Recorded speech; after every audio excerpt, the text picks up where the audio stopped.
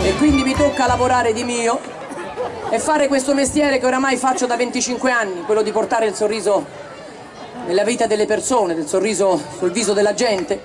E quest'anno, dopo 17 anni di lontananza,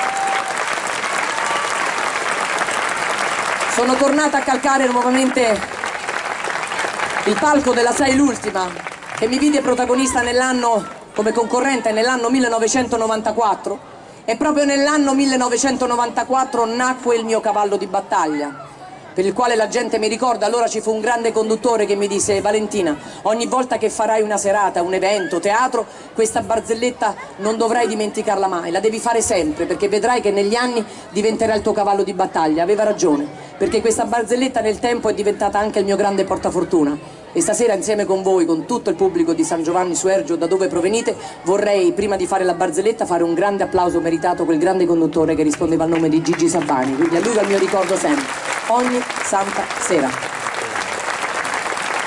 E la barzelletta fortunata, con la quale vinsi la mia prima edizione, faceva più o meno così: ci sono 3 amici zoppi che vanno al mare. Non mi dite che è vecchia, perché pure mia nonna è vecchia, ma non è che la butto. Però zoppicavano uno in modo diverso dall'altro, perché il primo zoppicava così,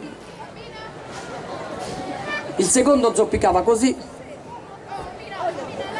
25 anni prima o poi parte la rotula, e il terzo zoppicava così. Dice: ma adesso se andiamo al mare e arrivano 3 belle ragazze, come facciamo a conquistarle? Si alza un ragazzo, uno dei 3, dice: abbiamo risolto, ho trovato l'idea. Come? Arriviamo al mare, ci sdraiamo su 3 sdraio fermi immobili, vedrai che chiunque si avvicina non si accorgerà di niente. Bravo! Non ci avevamo pensato, bravo! Arrivano al mare, si sdraiano su 3 sdraio, dopo 4 ore a Ragosta arrivano 3 belle ragazze. Ciao ragazzi, come vi chiamate? Antonello, Luca, Paolo. Voi? Simonetta, Sabrina, Annarita. A un certo punto si gira Annarita e dice: ragazzi, che caldo, andiamo a fare il bagno?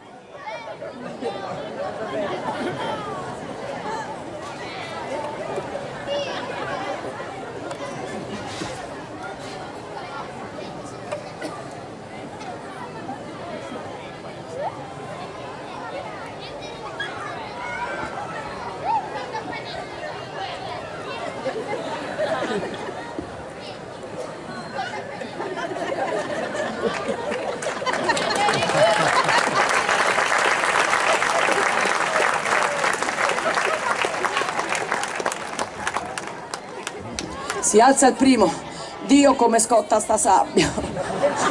Il secondo: dilla a me, è pure piena di buche. E il terzo: non vi preoccupate che le copro io. Grazie.